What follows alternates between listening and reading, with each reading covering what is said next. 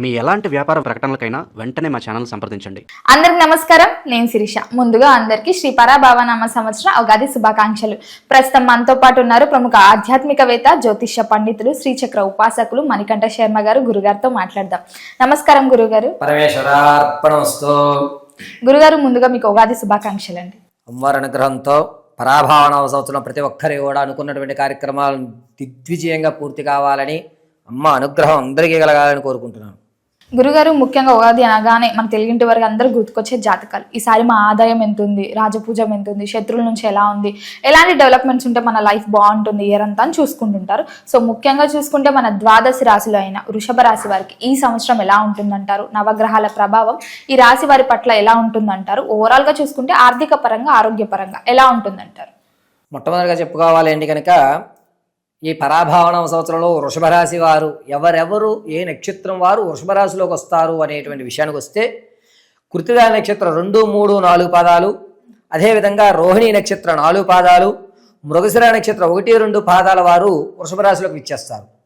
ఈ పరాభావనవ సంవత్సరంలో వృషభ రాశి వారి లక్షణాలు ఎలా ఉంటాయి అనే విషయం మనం ఒకసారి చూద్దాం. వీరి ఆలోచన ధోరణి ఏ విధంగా ఉంటుంది. వీరు ఈ సంవత్సరం అంతా కూడాను అనుకున్న పనులు పూర్తి చేయడానికి ఎంతవరకైనా తెగిస్తారు. అది ఏదన్నా కానీ ఒక సక్సెస్ 100 తప్పుల్ని పూర్తి చేసేస్తుంది. కాబట్టి నేను సక్సెస్ అయి చూపించాలి, నా ఆలోచన మార్చుకోవాలి అనేటువంటి విధానంతో నీచమైన స్నేహాలు చేయడానికి కూడా ఈ సంవత్సరంలో వృషభరాశి వారు వెనకాడుగు వెయ్యరు. ఈ విషయాన్ని ఈ వృషభరాశి వారి యొక్క లక్షణం మీద ఆధారపడి ఉంటుంది. ఇక వీరి యొక్క రాజపూజ్యాలు, ఆదాయము, వ్యయాలు ఏ విధంగా ఉన్నాయి అంటే కనుక, ఆదాయం 5, వ్యయం 14, రాజపూజ్యాలు 5, అవమానాలు 4. అంటే వీరు సంపాదించిన దానికంటే ఖర్చు పెట్టడానికి ఎక్కువ ఇంట్రెస్ట్ చూపిస్తూ ఉంటారు.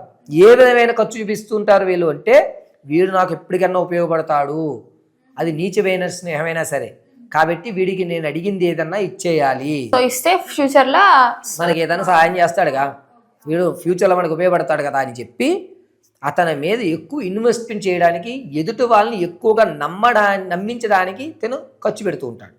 అది బాగుంటుంది అంటారా గురుగారు? మరి చెప్పే కదా, సక్సెస్ కావాలి అంటే కొన్ని తప్పులు చేయాల్సిందే. తప్పు చేస్తేనే ఆ తప్పు ఇంకోసారి ఎక్కడ తప్పు చేయకుండా ఉండాలి అనే విషయం తెలుసుకుంటుంటారు. ఆ మిస్టేక్ చేయకుండా కొత్త మిస్టేక్ చేసి, ఈ మిస్టేక్ ఇక్కడ చేసాం, ఆ మిస్టేక్ చేయలేదు కదా అనే విషయాన్ని వీళ్ళు ఇంప్రూవ్ చేసుకుంటుంటారు. పైగా ఈ సంవత్సరం అంతా కూడాను రాహు శుభసూచకంలో ఉండడము, గురుడు 2, 3 స్థానయుక్తులతో ఉండడం వల్ల వీళ్ళ ఆలోచన ధోరణి అంతా వేరేగా ఉంటుంది. ధనం పరంగా 10 రూపాయలు పెడితే 100 రూపాయలు ఎక్కడ వస్తాయి, ఆ 100 పెడితే 1000 ఎక్కడ వస్తుంది, ఇలా ఆలోచన చేస్తారే కానీ కష్టపడదాం అనే మాట ఉండదు. సులభంగా ఈజీ మనీకి అట్రాక్ట్ అవుతూ ఉంటారు. బెట్టింగ్ యాప్స్లోనూ, లేకపోతే నీచమైన క్రతువులు చేయడంలోనూ, వీటిలోనే ఎక్కువ ప్రలోభ పొందుతూ ఉంటారు. వీళ్ళు చెడు స్నేహాలు అనేటువంటి ఎక్కువ అలవార్చుకోవడానికి, ఆరోగ్యంలో అనవసరమైనటువంటివన్నీ కూడా నింపుకుంటూ ఉంటారు. మద్యం స్వీకరించడము, ఈ స్మోకింగ్ జోలికి వెళ్ళడము, ఇటువంటివి కొత్త అలవాట్లు చేసుకొని ఒక వింతగా ప్రవర్తించేటువంటి అవకాశాలు ఏర్పడుతూ ఉంటాయి. ఆర్థిక పరంగా అప్పులు ఎక్కువ చేస్తారు, తెలియకపోయినా అప్పులు చేస్తారు. సేవింగ్స్లో ఉన్న ధనాన్ని కూడా వీళ్ళు ఖర్చు పెట్టేటువంటి అవకాశం ఎక్కువ లభిస్తుంది. వీళ్ళు ఎప్పుడూ కూడా ధనం విషయంలో చాలా జాగ్రత్తగా ఉండాలి. ధనాన్ని కానీ కొత్త వాళ్ళని కానీ వీళ్ళు ఎక్కువ నమ్మించడానికి ప్రయత్నం చేస్తుంటారు. మోసపూరితమైనటువంటి ఆలోచన యుక్తాలు వృషభ రాశి వారికి ఈ సంవత్సరంలో లభిస్తున్నాయి. గురుగారు, ముఖ్యంగా మరి వృషభ రాశి వారి స్వభావం ఎలా ఉంటుందంటారు?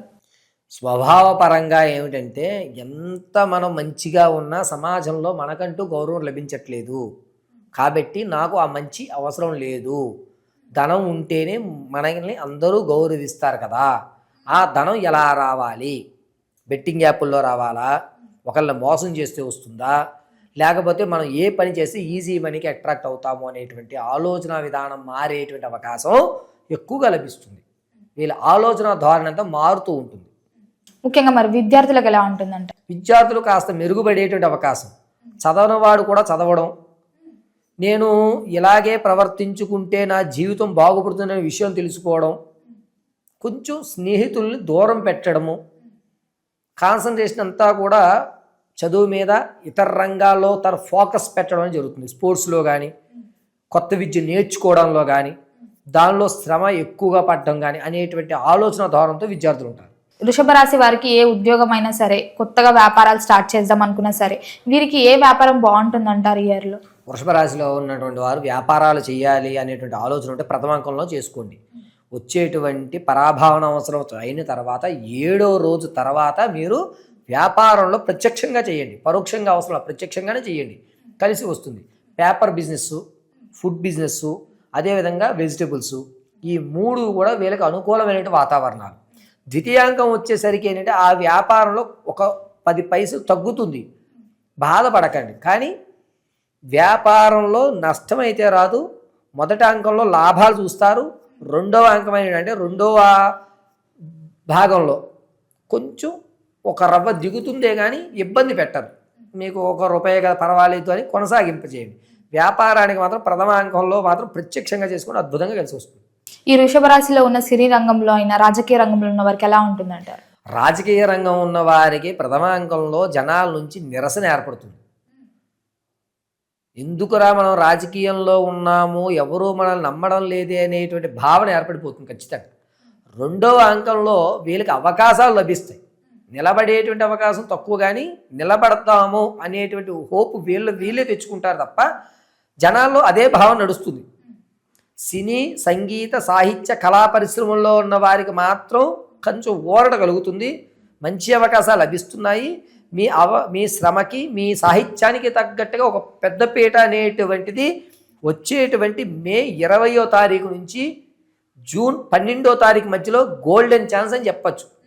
సంగీత, సినీ, కళా పరిశ్రమలో ఉన్న వారికి మాత్రం ఈ టైము ఒక మంచి అవకాశం వస్తుంది. ఎన్ని కష్టాలు వచ్చినా అవకాశాన్ని ఉపయోగించుకోండి. ఆలస్యంగా వెళ్ళడానికి కానీ ఆటంకాలు జరుగుతాయి. ఆలస్యంగా వెళ్ళడం, పంచర్ అవ్వడం, లేకపోతే ఆ టయానికి ఎవరో మధ్య గొడవ జరగడం జరుగుతాయి. అవన్నీ కూడా పక్కకు పెట్టి ముందు అవకాశాన్ని పట్టుకోండి. జీవితాలు మారిపోతాయి ఈ 4 రంగాల వారికి. గురుగారు, ముఖ్యంగా దూర ప్రయాణాలు చేయొచ్చు అంటారా ఈ రాశి వాళ్ళు?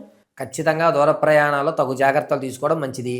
వృషభ రాశి వారికి మొదటి అంకంలో కాళ్ళకి సంబంధించి, కాలు వేర్లు, ఈ పాదానికి సంబంధించి అరికాలు మంటలు రావడం అనేది ప్రథమాంకంలో జరుగుతాయి.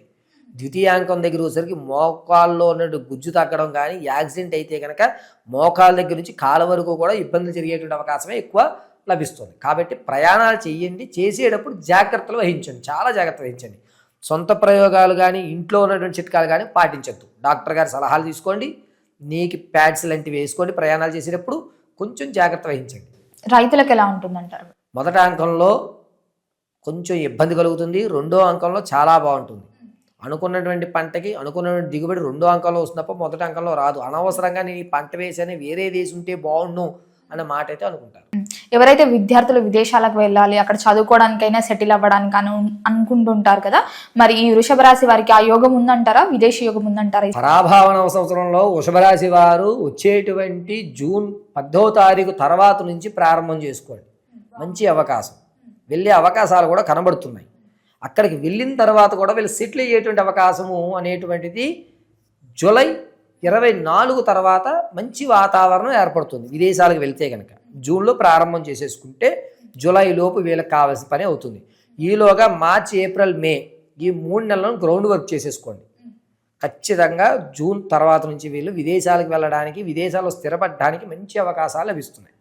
నిరుద్యోగుల పరిస్థితి ఏంటంటారు? మరి గవర్నమెంట్ ఉద్యోగం వస్తుంది అనేటువంటి ఆలోచనలో అయితే మాత్రం ఉన్న వాళ్ళు వచ్చేటువంటి అక్టోబర్ వరకు వెయిట్ చేయండి.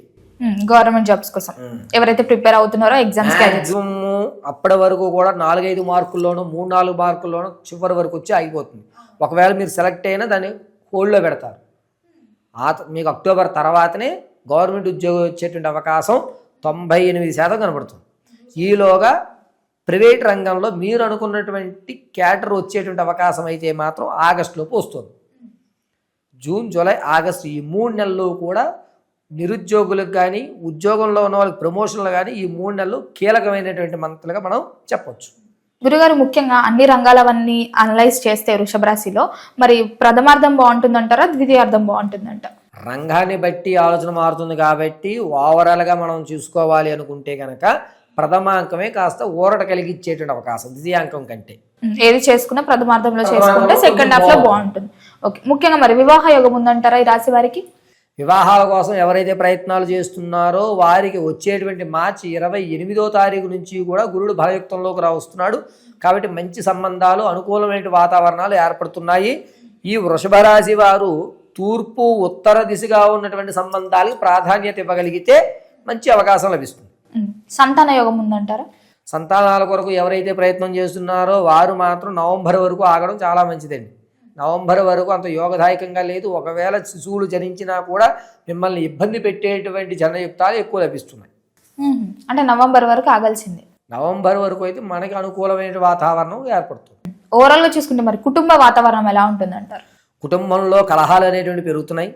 వృషభ రాశి వారికి ఏంటంటే వీళ్ళ ప్రవర్తన వల్ల ఇంట్లో వాళ్ళకి నచ్చకపోవడం, కొన్ని రోజులు అంటే మ్యాక్సిమం ఒక 2 నెలలు లేకపోతే నెల 15 రోజులు ఇంట్లోంచి బయటికి వెళ్ళిపోవడం, ఇంట్లో ఒక ప్రశాంత వాతావరణాన్ని వీళ్ళు కల్మిషితం చేయడం అనేటువంటిది ఎక్కువ ఏర్పడుతుంది.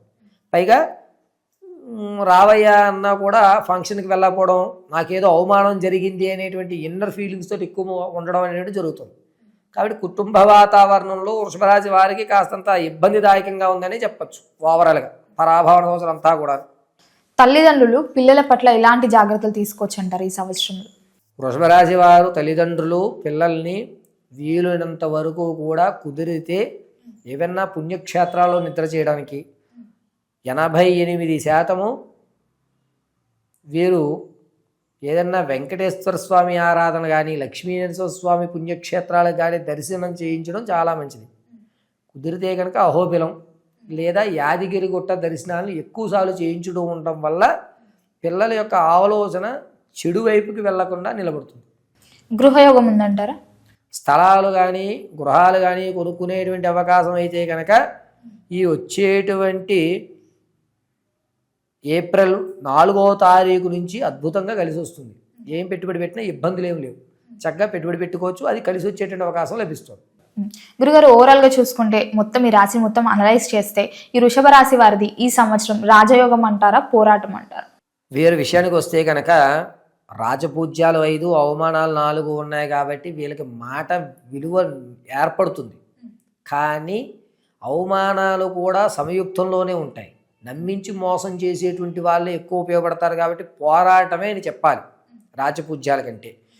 ఎంతసేపు వీళ్ళ ఆలోచన ధోరణి వేరేగా ఉండడం వల్ల అందరికీ వీళ్ళు నచ్చరు. కాబట్టి వీళ్ళ యొక్క ధోరణి వ్యవస్థ అంతా కూడా శ్రీమన్నారాయణ అనుగ్రహంతో నడుస్తుంది.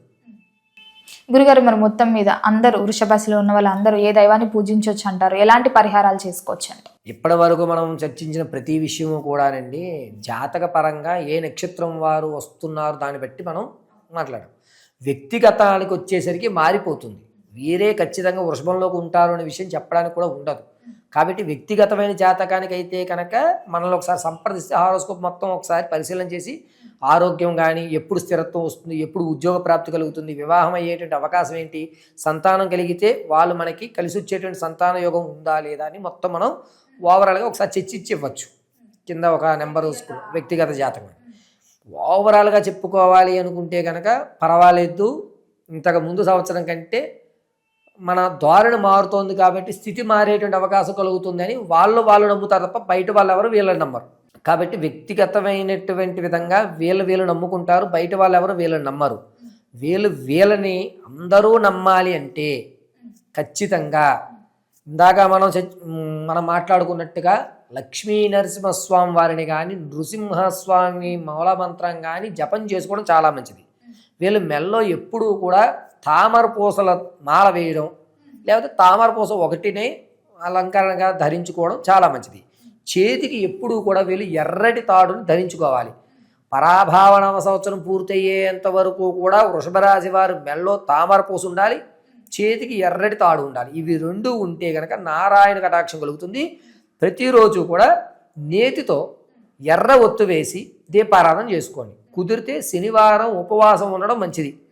లేని పక్షంలో శనివారం ఖచ్చితంగా వెంకటేశ్వర స్వామి వారి దర్శనం కానీ యాదగిరిగుట్ట లక్ష్మీ నరసింహ స్వామి వారి దర్శనం కానీ చేసుకోవడం ఉత్తమమైన ఫలితం. గురుగారు, మొత్తం ఈ సంవత్సరంలో వృషభ రాశి వారికి ఎలా ఉండబోతుంది, ఎలాంటి జాగ్రత్తలు తీసుకోవాలి, ఏ దైవాన్ని పూజించాలి, ఎలాంటి పరిహారాలు తీసుకోవాలి తెలియజేసినందుకు ధన్యవాదాలు.